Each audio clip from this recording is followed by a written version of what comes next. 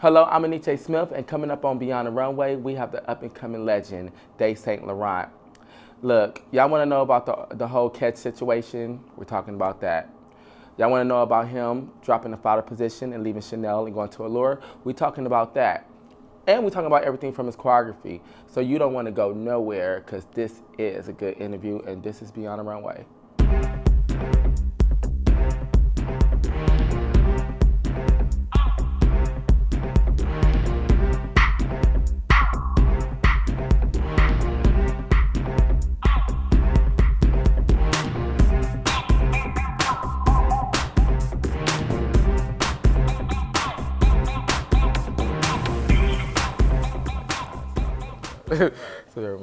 Hello and welcome to Beyond the Runway, and today we have one of the hottest runway rulers in the game. We have the up-and-coming legend, Daye St. Laurent.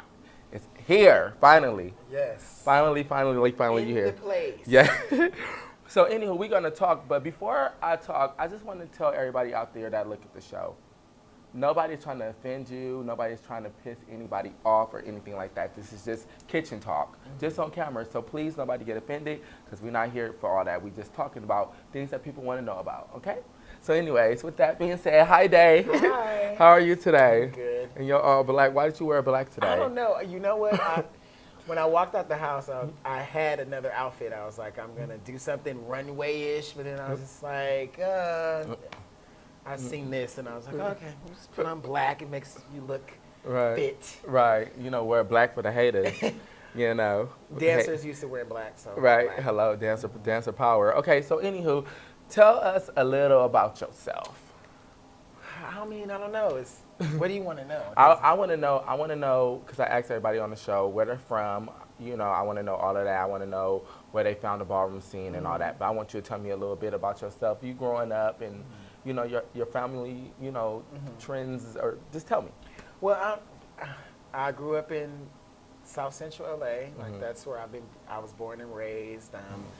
I went to a little school called 93rd Elementary School. 93rd Elementary. Oh, yes. I went to 103rd. I thought about to say, ooh, we went to the same. No. Okay. 93rd. It's off of San Pedro. So, and then I left and I ended up at Bret Harte, and that's where I discovered dance. 8th grade, I took this dance class, and I remember the moment I was that dancer who, like, during that time, it wasn't acceptable for you to be a male and be a dancer. Really? Yeah. So like they introduced the electives at my middle school, and I of course picked dance, but I was that student that waited for everybody to go to their classes, and then I snuck up to my dance class, and I just remember just feeling so liberated while I was doing it, and I was just like, what is this thing that I'm feeling? And then we performed, and when I came on the stage, everybody in the audience just completely fell out laughing. Really? Yeah, I was like, oh my God, what am I getting myself into? But then I guess I just let myself go, and I was so into it. By the end of it, like, everybody was completely quiet and like clapping for me. So that was the first moment where I realized, like, dance is what I do. But then I mean, like, I went to George Washington High School. I was in the Performing Arts Magnet. That's where I really started nurturing my craft, and I started with theater, and then I moved over into dance, and then I graduated, and I went to a college, and I majored in performing arts, and I got my degree there. I moved to Fresno. I started working there, and then that's just kind of like what brought me back. Yeah, so you went to Fresno. Did you live there for like about a year? Yeah, I lived an hour away from there for 3, and then I moved there and I stayed there for a year. And you were teaching dance out there a lot, because I know a couple of people you taught, like Malia, and all that. So so I knew about that. She was one of my first students. It was crazy. Really? It's crazy to see him now, and I always tell him that, like, you were my student. Like, I was really cool with him, and even his mom. Like, I would go over his mom's house and hang out, and we would chill, and his mom was actually involved in the ballroom scene. I hope you don't mind me saying that. I mean, it was out there. It was out there. So, okay, so you found dance, so that's a bit about you. So I know you took that and you ran with it, because I know you did a lot of work in the industry. And can you tell me a little bit about that? Well, it really took off for me when I had booked a Target commercial, and that led to all the other Target commercials, and I made my connection with Michael Rooney, who's one of the choreographers for Bloc, because I was with Bloc at the time. Okay. And then I did like Jackass 2. I did Jerk. What's it called? Oh, forgive me. I think it's called. It's not called that, but I did another sequel to another movie. Right. Another sequel to another movie. Another sequel. Okay. And then those were like some of the highlights. You know, I've done great stuff. Like I started performing with Lula Washington recently this year, and we went to San Jose and did some stuff for Black History there. I'm looking forward to working with the company more. Just little stuff. I mean, like I really don't feel like there's anything major. I think something is major. I mean, I don't know if a lot of people know this, but Daye had did a tribute to Michael Jackson, and the mother was there, the kids, Justin Bieber was there, Quincy Jones, like everybody was there. Yeah, that was big. And you was a choreographer, and you did it. I was dancing, and it was amazing. And I want to know, how did that make you feel? Because that was a big accomplishment to me. I don't know. It's different when you're inside of it and you're not on the outside looking into it. Like for me, it was just work. It's like I'm doing something that I love to do. That's where I was. I never really went into it that deep. Like, oh my God, we're doing Michael Jackson. I just knew that it was a big deal, and I just wanted it to be great. That was what my focus was. Like I wanted it to be great, and I don't think it really seeped in until I got there, and then I seen Michael Jackson's mother and his brother, and then the kids, and then I was like, wow, this is deep. Like, this is big. And Quincy Jones, and it was crazy. Wait, was you the one that scared Blanket? Oh, my God, yes. So I walk up. Now, I'm not even walking up. Blanket is standing there. And I don't know if it's because my height or whatever, but I smiled at the kid like, hey. And he looked like Mom, get him away from me type person. I was like, this kid. That was so funny. Yeah. Oh my gosh, I remember that like it was yesterday. So with that being said, you did the Michael Jackson thing. You also did some other things like Leave It on the Floor. Oh yeah. Leave It on the Floor. How was that experience for you? Because I know you did more than what they asked you to do. Like you was on set like every single day, you know? And I know a lot of people had something to say about it, like, you know, because we was all extras, you can say, and you know, we actually voted in the movie and all that. But you was in every scene. So people were like, oh, they on the set every day. But when the movie came out and everybody seen you in that damn movie, they was like, fuck. Yeah. So what made you so determined to be a part of that doing more for the movie? Well, because I was excited. It was the movie that they wanted to produce about the ballroom scene.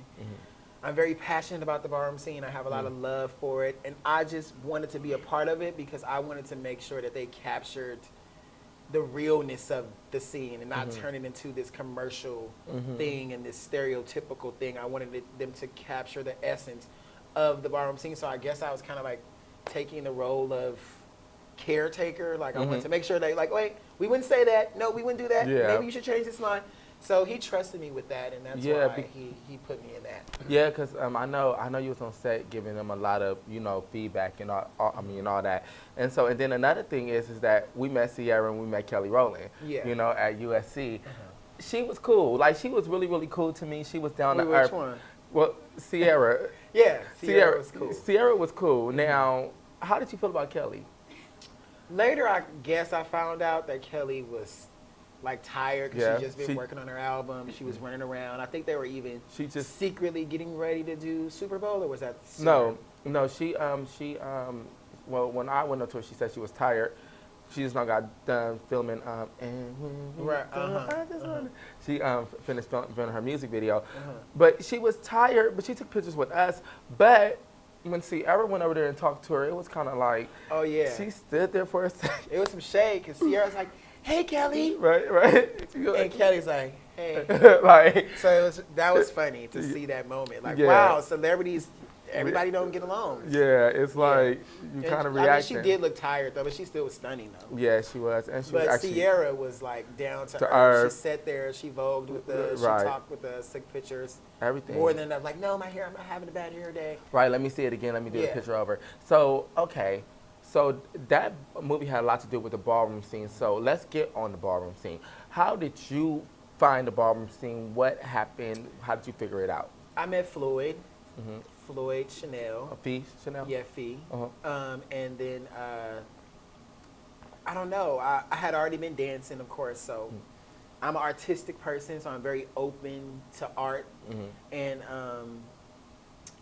we went to the study, or was it the annex, where we used to hang out all the time. The annex was where we used to hang out on Fridays, and the study was we hanged out there. The annex was the spot. And, I mean, because you didn't even want to go inside because everybody hung outside. So they were outside, and then Floyd started voguing, because that's how we started. We started with the Vogue thing, and he intrigued me with the voguing, so I got into the voguing. And that's kind of just like where it took off from there. That's where it really started. Like, I was looking at him like, wow, like, it's amazing that they can do these things. And it was interesting and fun to me. It was something new that I'd never seen before. I love the fact that it was like underground. Like, people didn't know that this was going on on a regular basis. Like, these people, you know, so that's what kind of just was my trolley into all the other stuff. But you do know how to Vogue, but you actually walk runway. How did you figure out how you wanted to walk runway? Because you know what, a lot of things is like, when I started walking rhythms with a twist. I did rhythms with a twist one time. Then I tried to walk soft and cunt, and to figure out that I was dramatic later on down the line. So what made you how did you figure out that you was a runway girl? Oh, that's a good question. I got chopped. A chop can really change your life. I tried to Vogue, and for me, in my head, I thought that I was doing it right.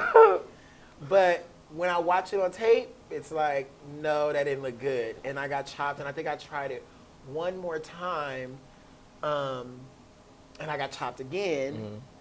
And then I tried Runway, and this is when Keith Mizrahi at the time, Keith Balenciaga, used to come to LA, and then I walked against him, and I actually won. I remember that night. And I was Love like, is a Message? Yeah, Love is a Message. And we had to bring it with the latex, with latex or something. Right. So I remember Floyd walked before me, and he did the whole walk on the chairs. And then I felt that pressure, and then they ended up picking me over him, and that was just like a big accomplishment at the time, like with him being Keith. Yep. And then from that moment on, Keith never came back to Los Angeles. I don't know. Okay. So with that being said, you was walking runway, you was turning it, but it always been you and Floyd. And I know they try to put y'all against each other at moments and things, and y'all always had something for that ass. I remember one time they tried to make y'all walk against each other, and y'all basically did like a routine. And people was getting mad. Why do you feel like people was always trying to put y'all against each other?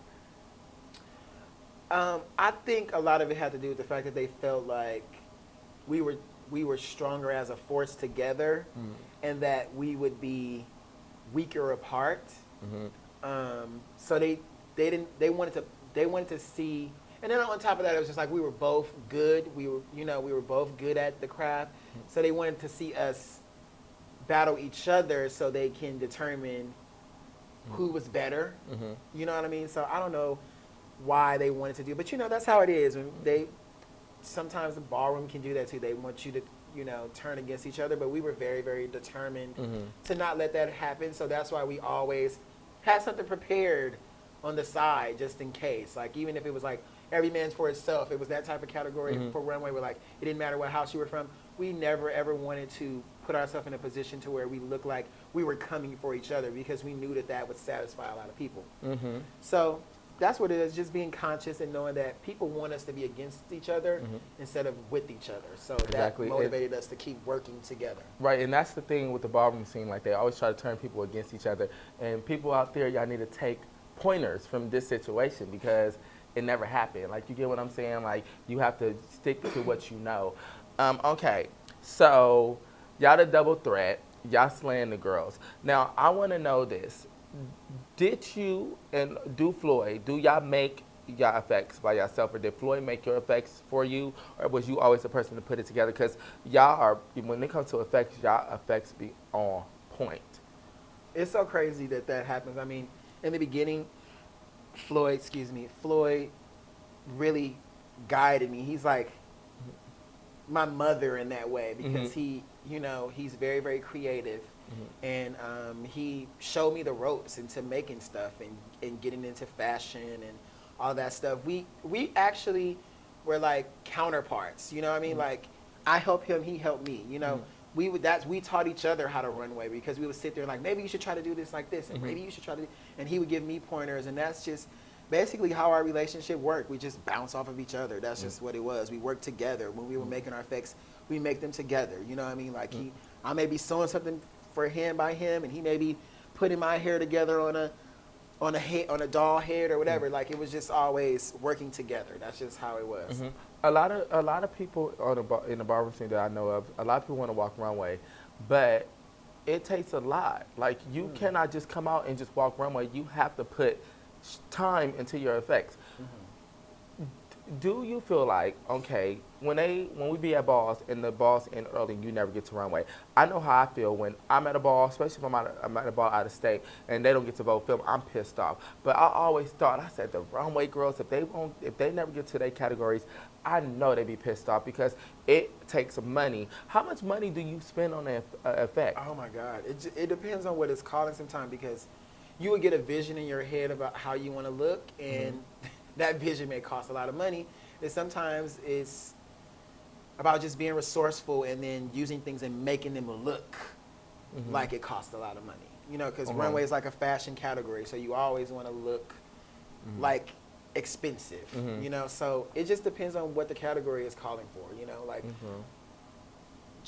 I've spent sometimes $100 on an effect, and then sometimes I've spent $300 on an effect, you know, from head to toe, just making sure everything was on point. And that's a very big thing for me with runway. Like, it has to be on point from head to toe. You don't want to leave any excuses for the judges to not want you to let you into that battle zone. Like, you don't want to give them any excuses. And the first thing that they're going to look at is what you're wearing. When you hit the back of that runway, they're going to look for the effect automatically.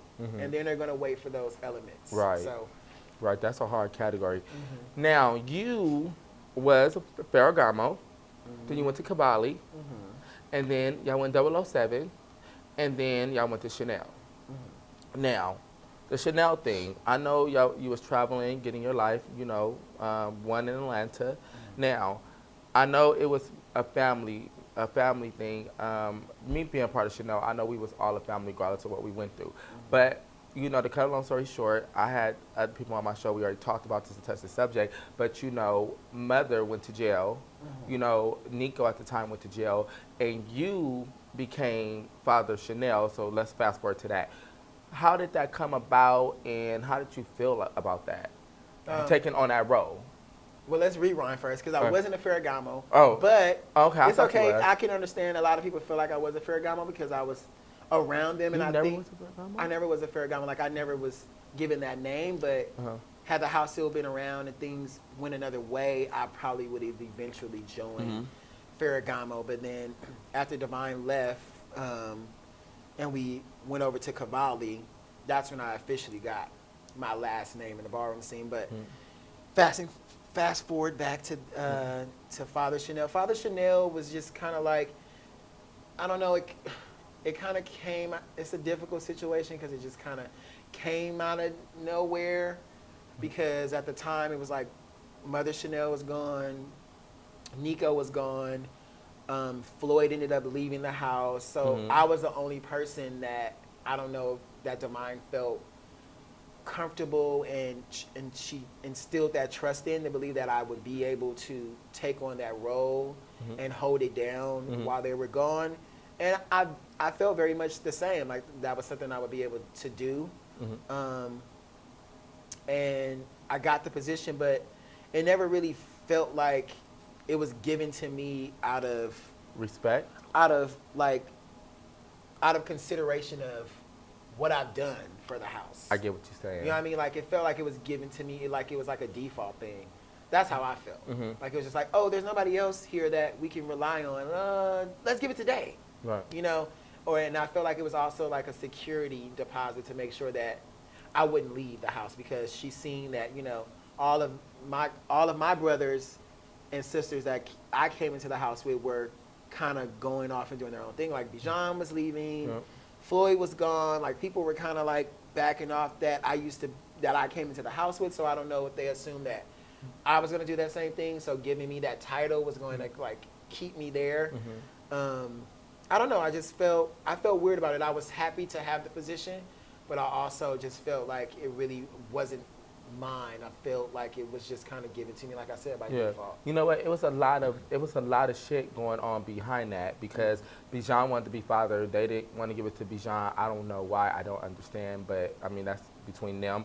But I can say that with me, I felt like, okay, me and you, we homies. So it's like you being my father. It's kind of like, just say if you tell me to do something, it'd be like, damn, like, we homies, but I didn't know how to separate the two.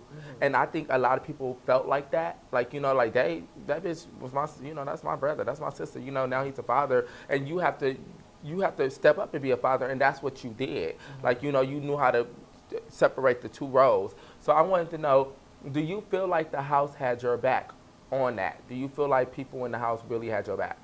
No. I didn't feel like that at all. Okay, is that one of the reasons why you stepped down? Because I know you stepped down as a father. Yeah, that was part of the reason. Like the fact that there was a lot of like contemplation about it, like or that skepticism. You know, like it was all like you have to prove that you can do this, and it's like I haven't proved it already. You know, and I know it has a lot to do with like I'm a runway person. You know what I mean? Like European, you're kind of like in that androgynous world. You're masculine and feminine at the same time. And I guess, you know, they picture a father being a role of somebody that's more masculine, more, you know, manly and can take on that father figure like role. And maybe that's what caused them to be skeptical. But for the most part, I didn't feel like people supported me from my house brothers and sisters to the people that were over me. It was just kind of like there was a lot of skepticism from both ends, and then it felt like the jealousy thing from my brothers and sisters, because like you said, people didn't know how to disassociate father from brother, because they were so used to me being the brother or the sister to now being a father, and it's like, wow, this guy is going to tell us what to do, and it's just like, but I worked for this. That's what I didn't understand. It's just like y'all don't trust me enough to be able to take in this position. Right. And just so y'all know, I was at that West Coast Legends Ball. Oh, we're about to bring that up. Holding it down. You even have to put me in my place because I was, I was in Enyce mode, and I become a bitch, and you have to put me in my place. And you know what? But I had understood, and me looking at that ball to this day, I could see you on the side. You, all right, come on, move. Like you, oh, you need to go stretch. Like like change. Okay, that looked cute. Like you really was holding it down. I think people did not give you your credit for that. So you did a good job, and I want to tell you that. Thank you. You're welcome. And so when you contemplated on leaving, did you ever think like, damn, because I know this is a big reason that you it took you a minute because you was like, fuck, Divine is in jail. I don't want to leave her hanging. But at the end of the day, you got to do what's best for you. Did you tell her before you left, or did you tell her after? I actually didn't tell her at all. Oh. She was really upset with me about that. Sorry, mother. But we talked about it later, but I didn't tell her at all. It was, sometimes I can get really impulsive, and I'll just act off of my emotions. Oh. I know. And then I received a letter from somebody, and I don't know. In the letter, I was just getting this impression as though like he was giving up on this house, and he was just saying a whole lot of weird things because at the time, Casino wanted to come back to the house, ex Chanel wanted to come back, and I was all up for letting him come back, and then certain people didn't want him to come back, and they were like, if this person comes back, there's all this stuff, and in the letter, I just heard that again, that underappreciation, like that skepticism, that whole like, I don't know, it felt weird, and from that letter, I decided to leave. Right. Okay. And I kind of hit it. We did go back. I did end up emailing Divine, but she really wasn't understanding why. So we kind of went through this back and forth thing through email while she was gone, and that's kind of just how she found out. Yeah, it was a lot. Like that was a really emotional time for all of us because the Divine going to jail and all that. It was just like we had, I mean, a spade is a spade.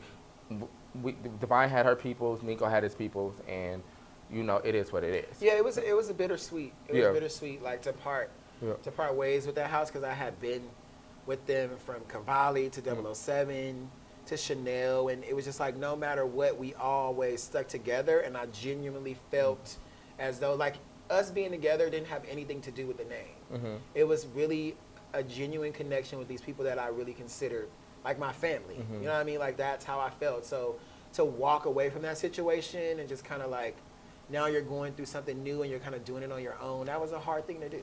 Okay, so now this leads up into the next question I want to ask you.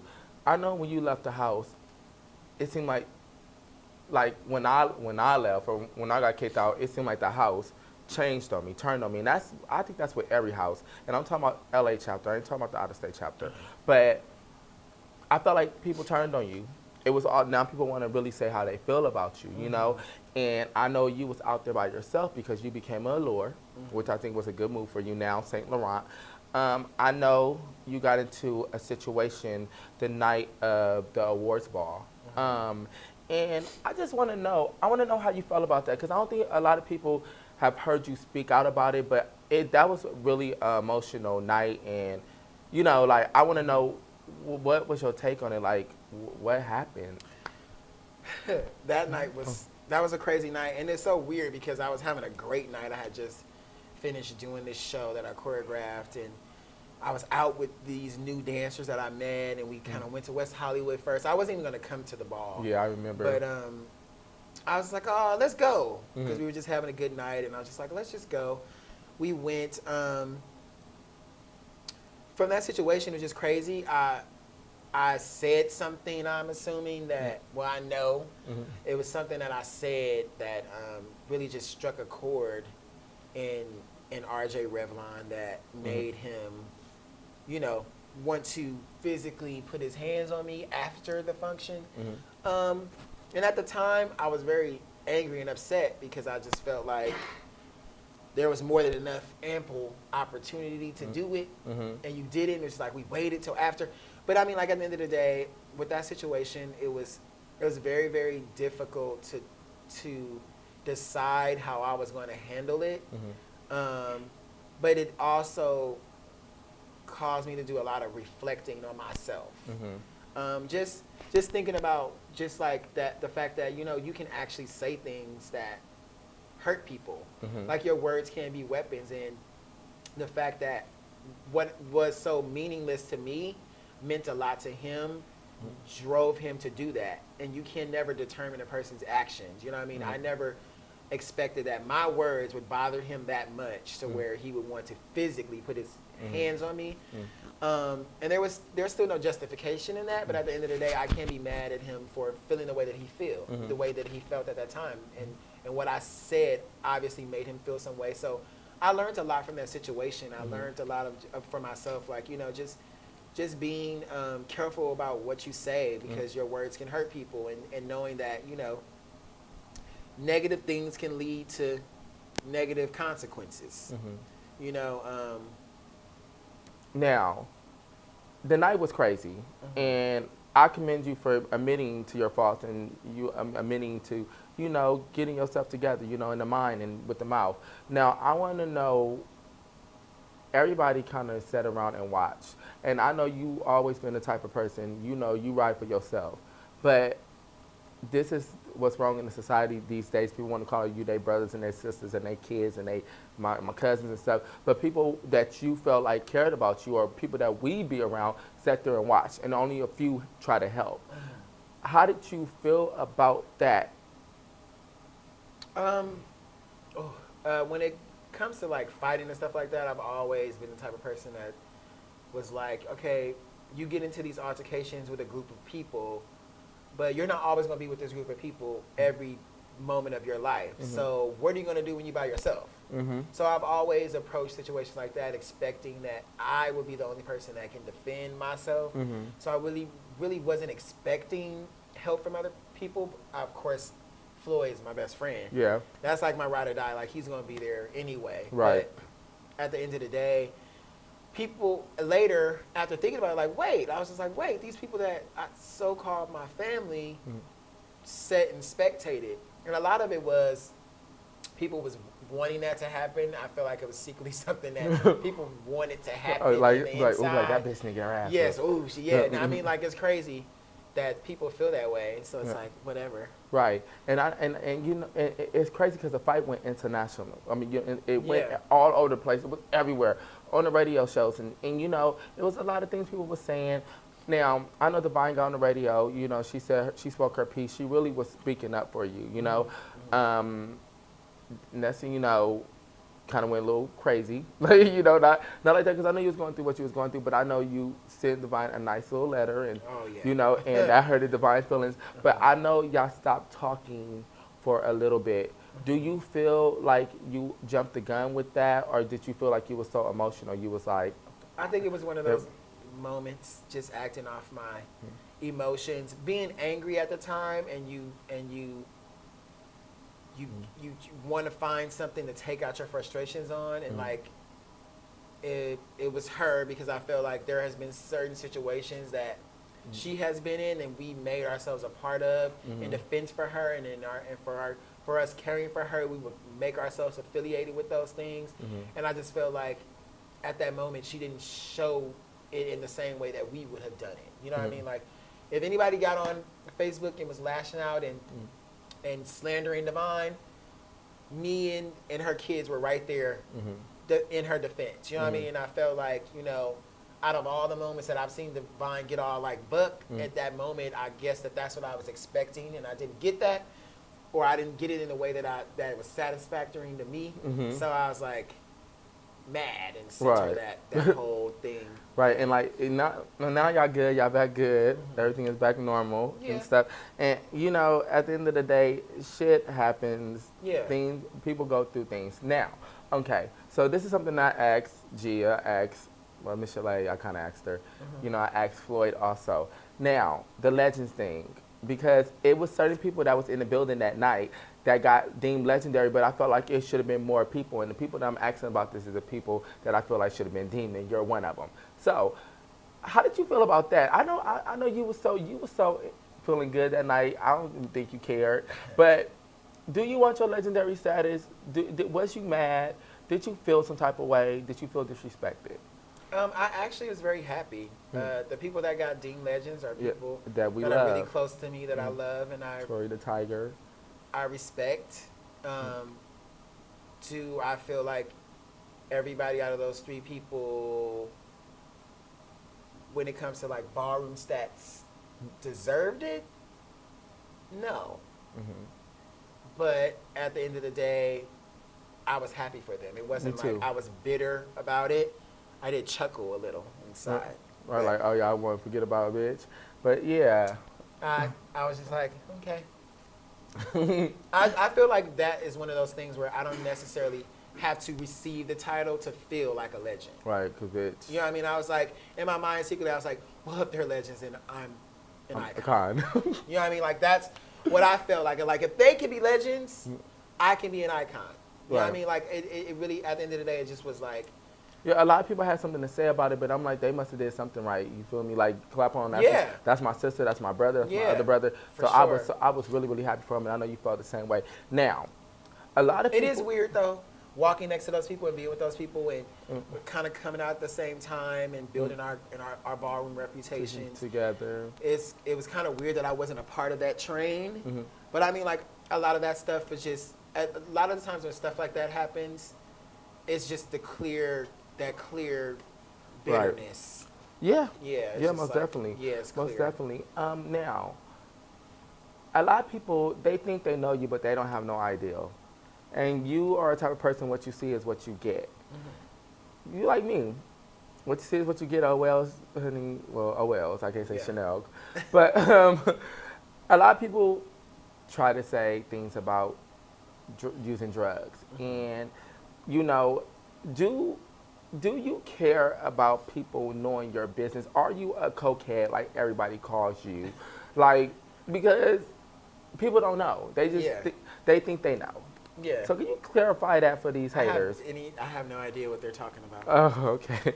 So how do you feel about people doing drugs? I say to each his own. I mean, how can I tell somebody else how to roll their boat? It's like, do whatever it is that makes you happy. Like, I was a cokehead way before they was calling me a cokehead. You know what I mean? Because I was the person that would come into the balls with glasses on. That made me a cokehead. You know what I mean? Like, it was just, it's crazy stuff. I mean, it's just like at the end of the day, you know, nobody's in your life. Nobody knows what's going on.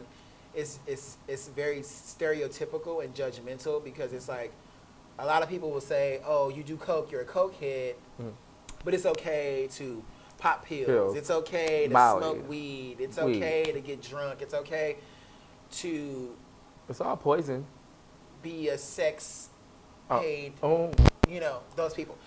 I'm saying, like, those are a lot of things, a lot of contradictory, I feel like, when it comes to, like, don't point fingers because the same finger you're pointing at me, there's 100 pointing back at you. Now, prostitution. It's a lot of older cats in the game still prostituting. Do you think it's okay to prostitute over the age of, let's say, 35? Like, I just want to ask you that question because you're very truthful. If you don't look 35, why not? Do you think it's okay just, and that's all you know? No, that's not okay. I don't think.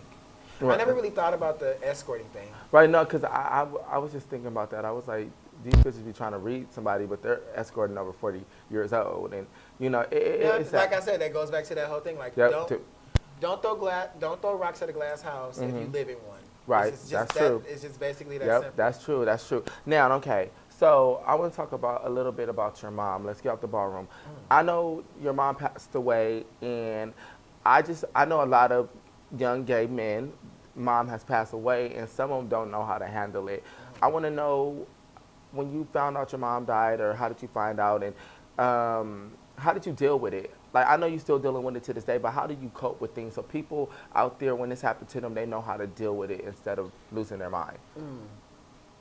I don't know. It's like if your mom has already passed away, you just have to be strong. I don't know. It's a difficult thing. It's not something easy to deal with even till this day. Like, my mom's been passed away for a while, but it's still something that I deal with every day, and I miss the fact that we didn't have enough moments that we shared for me to have those memories to live on with. You know what I mean? Because a lot of me missing her is the lack thereof. Like, you know, she wasn't around enough for me to, like, build those moments. You know, I have little moments. I do have memories of stuff, but, like, I feel like I wish I had more. You know what I mean? So it's like, if your mom is alive and she's a drug addict like mine was, and she was out in the streets and she was doing all that type of stuff, you just have to appreciate her and love her still unconditionally.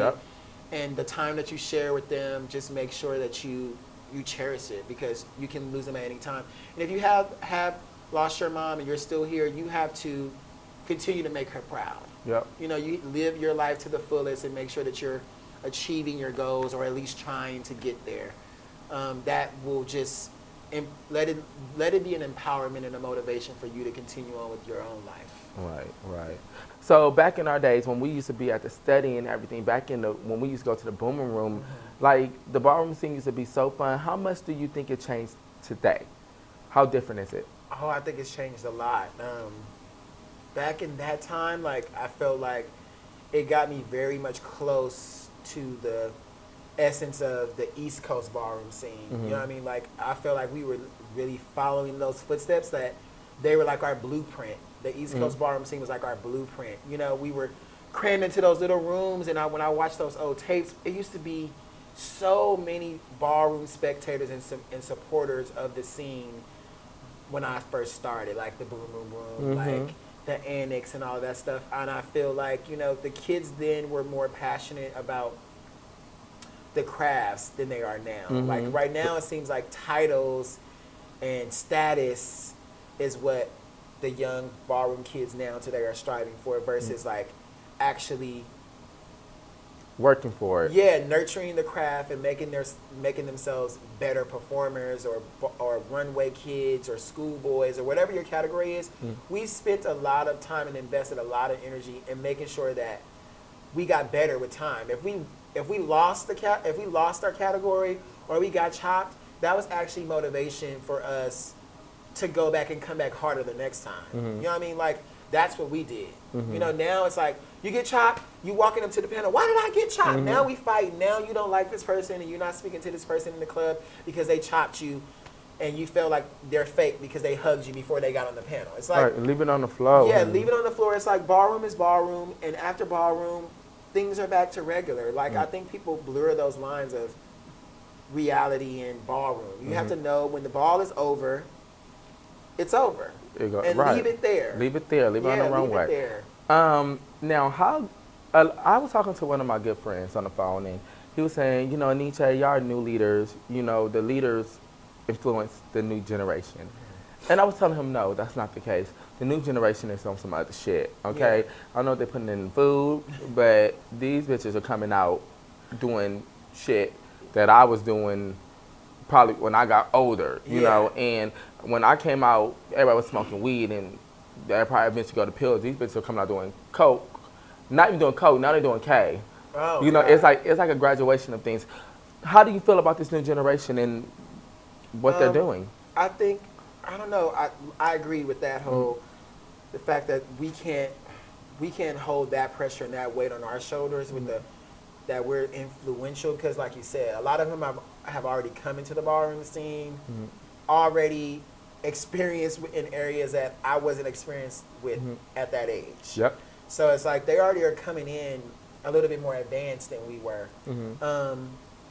And it's just like how we're all individuals and we're all adults, so it's like you can't technically take responsibility for what other individuals decide to do with their lives and their bodies, and how to tell them how to use their minds.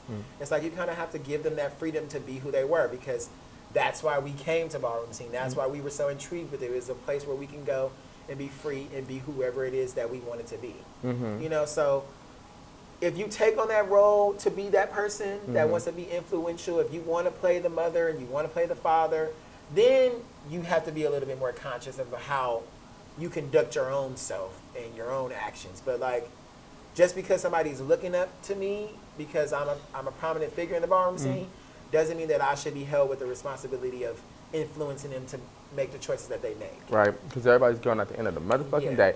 So, a little bit about your choreography before we wrap up the interview. What is your plans for your classes, for your choreography? Where do you teach at for people that don't know? Yeah. Well, my plans right now is to eventually do Carnival again. I want to do that again. I'm hoping again for my birthday, because I did it last year for my birthday. Oh, so yeah. that Was a good weekend. I'm trying to get submitted to the Red Cat Theater, because they're going to pick 6 choreographers, and they're all going to get a 15-minute piece. And they bring everybody that's involved with the theater out, so you can have an actual audience. You can invite people. There's like a little gala in the front where they serve champagne. It's real, like, you know, I'm just really just trying to build up a lot of work and like have a lot of material so I can start promoting myself as a professional choreographer and eventually travel the world. I don't know. I dance too, and I still love to do that, but like I'm really passionate about choreographing right now. So if you want to come take class, I'm always at RLA downtown, 1400 East Olympic Boulevard, Suite 207. I teach on Wednesdays from 7:15 to 8:30, Thursdays from 6 to 7:30, which is hip hop. First class jazz funk, second one is hip hop, and they're free. So if you guys want to come down and join us, you're more than welcome. I would love to see you. And I'm a good teacher. A very good teacher. And very serious. So he's Davion when he's a choreographer. So Davion ain't your friend. Names I have? Davion, Naomi is, you know, turn up. You know, Naomi hangs with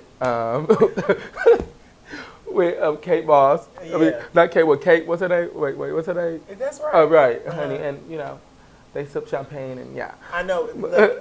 Look, you just said I was Naomi.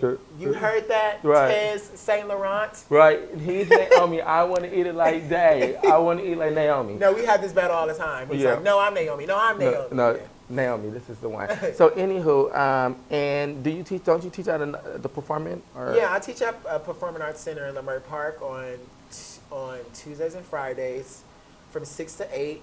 6 to 7 is beginner, 7 to 8 is intermediate and advanced. You can go to Davion Only One Me Williams on Facebook, or follow me on Twitter at @TheAmbassadorD, or you can follow me on Instagram at Black Swan, BLKSWANN. And you can get all the info there. I always post what I'm teaching and where I'm teaching. All right, follow him, he'll follow you back too. Yes. And he'll know if you unfollow him. Bloop. Anywho, but anyways, thank you for coming on my show. Thank you. You know, you're more than welcome to come back. Maybe you need to come and co-host with me. Yes, you know, we could that would be fun. have some drinks and we Yeah, can, you know, talk to the girls. That's the only thing. We need a little cocktail. Right. These were not cocktails, people. Okay, this is like coffee and water. Right. But hey, cheers to you. Cheers. Yes. So anywho, thank you so much. All right, thank you guys. That concludes our interview. And I'm your host, Enyce Smith. And remember, everything go beyond the runway. I'll see you next time.